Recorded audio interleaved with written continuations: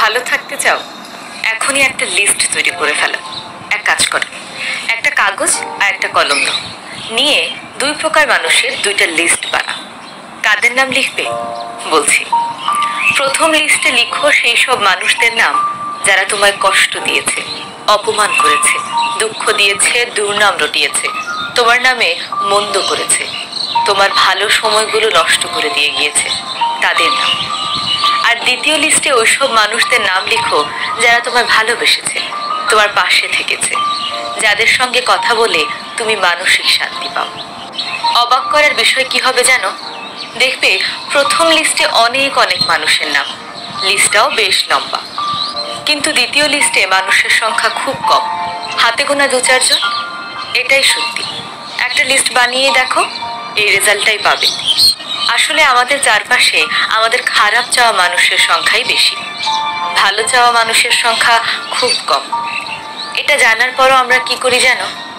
যে মানুষগুলো আমাদের খারাপ চায়, যে মানুষগুলো আমাদের অপমান করেছে, কষ্ট দিয়েছে, তাদের নিয়েই পড়ে থাকি। তারা আমাদের কি কষ্ট দিয়েছে তা ভেবে সারা রাত জেগে ঘুম নষ্ট করি, সারাদিন মন খারাপ করে থাকি। অথচ দেখবে যারা তোমায় ভালোবাসে, যারা তোমার ভালো চায়, তাদের কথা কিন্তু তুমি খুব একটা ভাবোই না। মনে হয় ওরা তো আছে, ওই যে ছাই ফেলতে ভাঙা কুলোর মতো। এবার আমি একটা প্রশ্ন করি, আচ্ছা আমরা যে এই জিনিসটা করি এটা কি ঠিক? উত্তর তোমার কাছেই আছে। তাহলে আজ থেকে একটা কাজ করো, তোমার হাতের সেই প্রথম লিস্টটা, যেটাতে সেই মানুষগুলো আছে যারা তোমায় কষ্ট দিয়েছে, সেই লিস্টটা ছুঁড়ে ফেলে দাও, পাঠিয়ে দাও বাতিলের ঠিকানায়।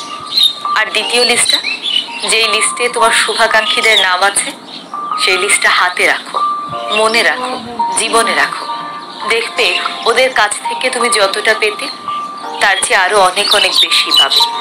খারাপ মানুষদের কথা চিন্তা করে দুঃখ পেয়ে সময় নষ্ট করার চেয়ে যে দু একজন ভালো মানুষ আছে তাদের সাথে থাকো, তাদের কথা ভাবো। যারা তোমার জন্য ভাবে তুমি তাদের জন্য ভাবো, যারা তোমায় ভালোবাসে তুমি তাদেরকেই ভালোবাসো। যে মানুষটা তোমায় নিয়ে ভাবেই না, তোমায় কষ্ট দিয়ে চলে গেছে, তাকে ভেবে সময় নষ্ট করছো। তুমি আসলে নিজেকেই নষ্ট করছো। কেন করছো? হার করো না। তাহলে আর দেরি কেন? খাতা আর কলম নাও, এক্ষুনি একটা লিস্ট তৈরি করে ফেলো। মনে মনে না, কাগজে কলমে লিখো। এই লেখাটাই এখন তোমার দলিল হবে। মুখের কথার দাম নেই, কাগজে লিখলেই তার দাম আছে। একবার লেখা 7 বার পড়ার সমান। নিজের ভালো থাকার জন্য অন্তত এটুকু তো করতে পারো, তাই না?